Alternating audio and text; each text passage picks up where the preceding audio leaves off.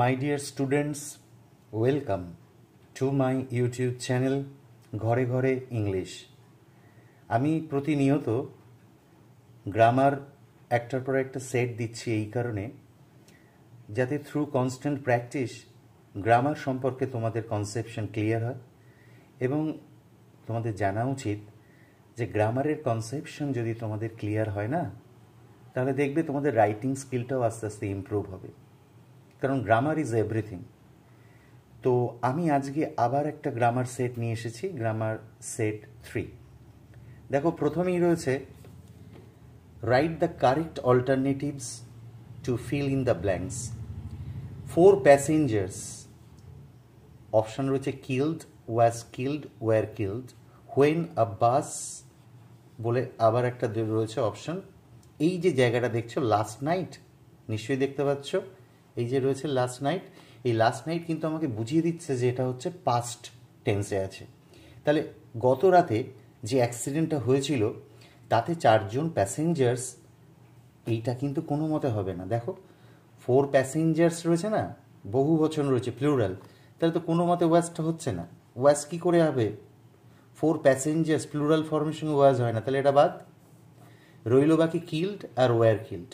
দেখো কিল্ড কোনো মতেই হবে না, কারণ 4 জন প্যাসেঞ্জার্স তারা কি কাউকে হত্যা করছে? 4 প্যাসেঞ্জার্স কি বাসকে কিল করছে? না, বাসের অ্যাক্সিডেন্টের দ্বারা তারা নিহত হয়েছিল। They are not killing anybody, actually they were killed.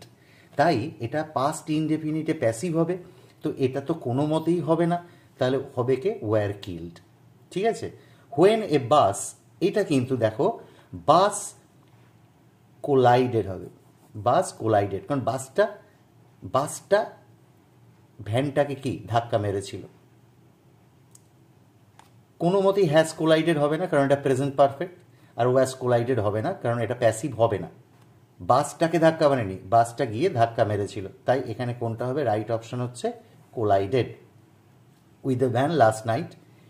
এবার ইট ড্যাশ, অনেকগুলো অপশান রয়েছে। অ্যাট দ্যাট টাইম, ঠিক যখন অ্যাক্সিডেন্টটা হয়েছে সেই সময়ের কন্ডিশনটা কি? সেই সময় বৃষ্টি হচ্ছিল। প্রথমেই বুঝে গিয়েছি এটা পাস্ট, আর অ্যাক্সিডেন্ট চলাকালীন কিন্তু মানে অ্যাক্সিডেন্টটা যখন হয়েছিল এক্স্যাক্টলি অ্যাট দ্যাট মোমেন্ট কিন্তু বৃষ্টিটা চলছিল, সুতরাং পাস্ট কন্টিনিউয়াস হবে। তো এখানে পাস্ট কন্টিনিউয়াস কোনটা রয়েছে? ওয়াজ রেনিং, তাহলে এই অপশানটা হবে কি? Was raining. এবারে চলে এসো fill in the blanks with appropriate articles and prepositions. 50 boys and girls dash the age group of 16 to 17। 16 থেকে 17 বছর বয়সের এজ গ্রুপের 50 জন ছেলে এবং মেয়েরা, অর্থাৎ এই 50 জন যে ছেলে মেয়ে তারা এই 16 থেকে 17 বয়সের গ্রুপের মধ্যে পড়ে, তাই এখানে হবে অফ। এবং তারপরে দেখো রয়েছে কল্ড অ্যাট। এই কল্ড অ্যাট মানে কি? তারা গিয়ে ভিজিট করেছে, তারা দেখা করতে গিয়েছে কোথায়? না, প্রিন্সিপালের অফিসে। তাহলে এটা হবে অ্যাট দ্য প্রিন্সিপালস অফিস, কারণ একটা প্রিন্সিপাল একটা ইনস্টিটিউশনে কি একটিই থাকে, একজনই থাকে, তো ওই জন্য হবে at the principal's office to request for online examination. স্টুডেন্টসরা গিয়েছে প্রিন্সিপালের অফিসে, প্রিন্সিপালের কাছে রিকোয়েস্ট করছে, স্যার আমাদের এক্সামটা অনলাইন করুন না। বাট হি ইনসিস্টেড, এই হিটাকে প্রিন্সিপাল, কিন্তু প্রিন্সিপাল ইনসিস্ট কথাটার মানে হচ্ছে জেদ করা, জোর করা, বলপূর্বক বলা আর কি, ফোর্সফুলি কিছু মতামত চাপিয়ে দেওয়া। ইনসিস্টের সঙ্গে এটা অ্যাপ্রোপ্রিয়েট প্রিপোজিশন অন হবেই, সুতরাং ইনসিস্টেড অন, তা অন অফ মানে অ্যাকচুয়ালি তারা চাইছিল অনলাইন এক্সামিনেশন, কিন্তু প্রিন্সিপাল জেদ দেখালেন, তিনি তার মতামতটা জোরপূর্বক চাপিয়ে দিলেন, তিনি একেবারে জোর করেই এটাই সিদ্ধান্ত নিলেন ইনসিস্টের পর অন দেবে কি না, on they are taking the online exam আর কি। তো স্টুডেন্টসরা চেয়েছিল, এটা আমার একটু ভুল হয়েছে, এটা একটু অনলাইন হবে না, বুঝতে পারছো, এটা হবে অফলাইন। ওকে, অর্থাৎ যদিও স্টুডেন্টরা অনলাইন এক্সামিনেশনের জন্য রিকোয়েস্ট করছিল, কিন্তু টিচার কিন্তু তার মানে প্রিন্সিপাল তার সিদ্ধান্তে অনড় রইল, তিনি ইনসিস্ট করলেন, অর্থাৎ তিনি জোর করলেন এবং দৃঢ়তার সঙ্গে এই সিদ্ধান্তই নিলেন যে না, যে তাদের অফলাইন এক্সামই হবে। এবার চলে এসো do as directed. Do as ডিরেক্টেডে দেখো প্রথমে রয়েছে we should listen to our elders, voice change, খুব সহজ। কিন্তু এখানে একটা ব্যাপার আছে, দেখো এখানে শুড রয়েছে, শুড হচ্ছে মডাল অক্সিলারি। এই শুডের পরে প্যাসিভের জন্য শুডের পরে একটা বি আনতে হবে। আর একটা কি আছে, প্যাসিভ মানে হচ্ছে যখনই তুমি ভয়েস চেঞ্জ করবে তোমাকে একটু স্মাগলার হতে হবে, স্মাগলিং করতে হবে। স্মাগলিং মানে ইধার কামাল উধার, উধার কামাল ইধার করতে হবে, অর্থাৎ সাবজেক্ট অবজেক্টের ইন্টারচেঞ্জ করতে হবে। তাহলে এখানে এজেন্টকে, এই যে লিসেন শুনবে, এই শোনার কাজটা কারা করবে? এজেন্টকে। লিসেন ভার্বের এজেন্ট হচ্ছে কে? উই। তাহলে উই শুড লিসেন টু, এই লিসেনের পরে সবসময় টু হয়, আওয়ার এল্ডার্স, আমাদের গুরুজনদের আমাদের কি করা উচিত? কথা শোনা উচিত, তাদের মেনে চলা উচিত। তাহলে আমি ইধার কামাল উধার বললাম, তাহলে এই যে অবজেক্ট আওয়ার এল্ডার্স, খবরদার এই আওয়ার কিন্তু সামনে এনে উই করবে না। উই আস আওয়ার পজিটিভ ফর্মগুলো কখনো এদিক ওদিক করার জন্য কোনো চেঞ্জ হয় না। সুতরাং আওয়ার এল্ডার্স একসাথেই সামনে আসবে। অনেকে ভুল করে আওয়ারটা সামনে এনে উই করো, সেটা করবে না। যদি এখানে আস থাকতো, উই আস, আস সামনে এলে কিন্তু উই হতো। সুতরাং আওয়ার এল্ডার্স শুড, অবশ্যই যেন বিটা দিতে বলবে না, শুড বি। এবার লিসেন যেটা ভার্বের প্রেজেন্ট ফর্ম আছে, আমরা জানি প্যাসিভ করতে গেলে মূল যে ভার্ব তাকে কত নম্বর করতে হয়? 3 নম্বর করে দিলাম লিসেন ভার্বের 3 নম্বর।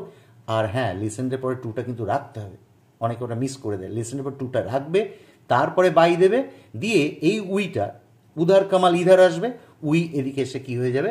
আস। এবারে এসো, একটা ন্যারেশন রয়েছে।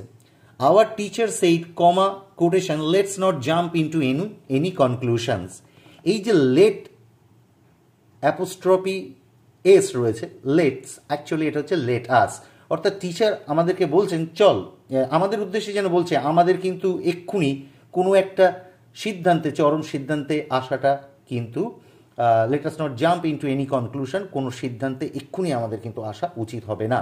তো লেটের সঙ্গে যখন আস থাকবে, তুমি এখানে প্রপোজ বা সাজেস্টেড যে কোনো একটা কিছু দিতে পারো। আমি বললাম কি সাজেস্টেডটাই দাও, সাজেস্টেড। প্রপোজও দিতে পারো, কিন্তু আওয়ার টিচার সাজেস্টেড, আমি এই কারণেই সাজেস্টেড দিতে হচ্ছি, এই যে লেটের সঙ্গে আস আছে না, আসের এসটা আছে না, এই আসের এসটা দেখলেই তোমার মনে পড়বে যে এস দিয়ে কোন শব্দটা আছে? সাজেস্টেড। সুতরাং আওয়ার টিচার সাজেস্টেড দ্যাট, এইবার এই লেটাস থাকলে কিন্তু অনেক সময় কি হয়, মানে বেশিরভাগ ক্ষেত্রেই লেটাসের জায়গায় কি হয়? দে হয়। কিন্তু এখানে কেন দে হবে না জানো? কারণ আওয়ার টিচার, আমাদের টিচার, আমাদের উদ্দেশ্যেই, আমাদেরকে নিয়েই তিনি একটা মতামত জানাচ্ছেন যে চল এ দেখ, আমরা এক্ষুনি কোনো সিদ্ধান্তে কিন্তু আমাদের যাওয়া ঠিক হবে না। অর্থাৎ ওনার আমারের মধ্যে, এই যে বলছে না আমাদের উচিত হবে না সিদ্ধান্ত নেওয়া, তার মধ্যে টিচার নিজেও আছেন এবং আমরাও আছি। তাই এখানে যদি আমি দে করে ফেলি না, তাহলে তো আমরা এক্সক্লুড হয়ে যাব, তাহলে তো আমরা মনে হবে সেই গ্রুপে নেই। সেই জন্য অন্য ক্ষেত্রে দে হলেও এখানে কি হবে? We. Our teacher suggested that we should, মনে রাখবে লেট আর আস, এটা কম্বাইন্ড হয়ে কি আছে? লেটস। এই লেট আর আস, এই দুটো শব্দ বাদ যাবে, দুটো শব্দ বাদ গিয়ে তোমার দুটো জিনিস আসবে, উই শুড। দুটোর বদলে দুটো বাদ যাবে, দুটো আসবে, উই শুড। আর যদি আওয়ারের ব্যাপারটা যদি না থাকতো, তাহলে কিন্তু আমরা এখানে অবলীলায় দে লিখতে পারতাম, বুঝতে পেরেছো? তাহলে উই শুড নট, আর কিছু কিন্তু চেঞ্জ নেই, জাম্প ইনটু এনি কনক্লুশন। এবারে দেখো, তারপরে রয়েছে what does it matter if I fail, অর্থাৎ এটা একটা ইন্টারোগেটিভ সেন্টেন্স রয়েছে, বলছে একে করতে হবে অ্যাসার্টিভ।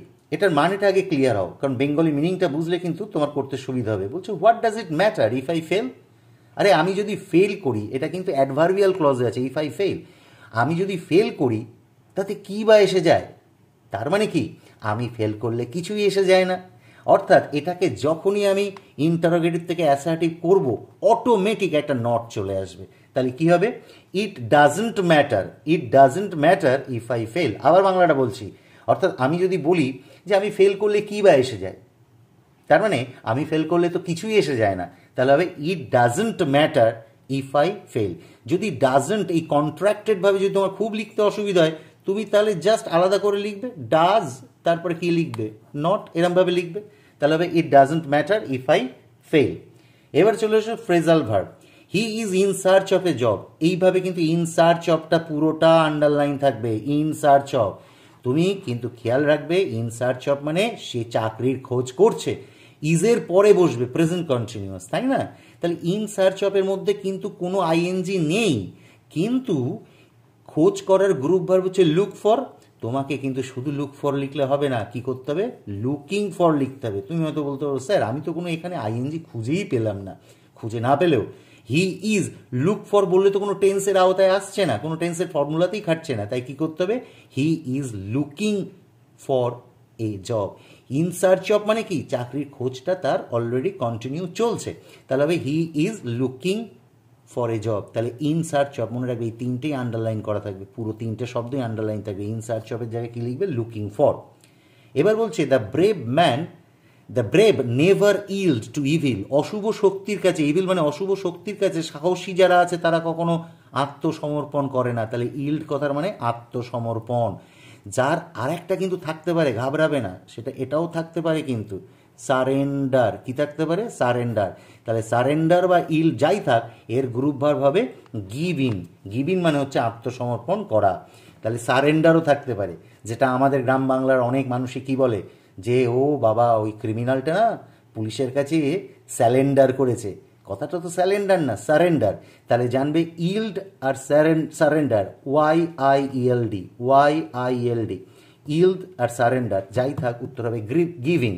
দেখো ইল্ডের গায়ে কোনো ইডি নেই, ইল্ডের গায়ে কোনো আইএনজি নেই, ইল্ডের গায়ে কোনো এস নেই, সুতরাং গিভ ইন একেবারে প্রেজেন্ট ফর্মটাই বসবে, এর গায়ে কিছুই সংযোজনের প্রয়োজন কিন্তু নেই। ওকে, এইবার আসছে malaria has spread in town, শহরে ম্যালেরিয়া ছড়িয়ে পড়েছে। এই রোগ আমি বলছি স্প্রেড, এই স্প্রেডের তিনটে ফর্ম কি জানো, স্প্রেড, স্প্রেড, স্প্রেড। যেমন কাট কাট কাট, পুট পুট পুট, তেমনি স্প্রেড স্প্রেড স্প্রেড। এবার যখনই এরম দেখবে রোগ আছে, অথবা ফায়ার আছে, আগুন আগুন, অথবা রিউমার মানে গুজব, এই ম্যালেরিয়া, ফায়ার, রিউমার এই জাতীয় সাবজেক্ট থাকলেই তুমি একেবারে চোখ বন্ধ করে ভাবতে পারো সেটা হবে কি, ব্রেকআউট।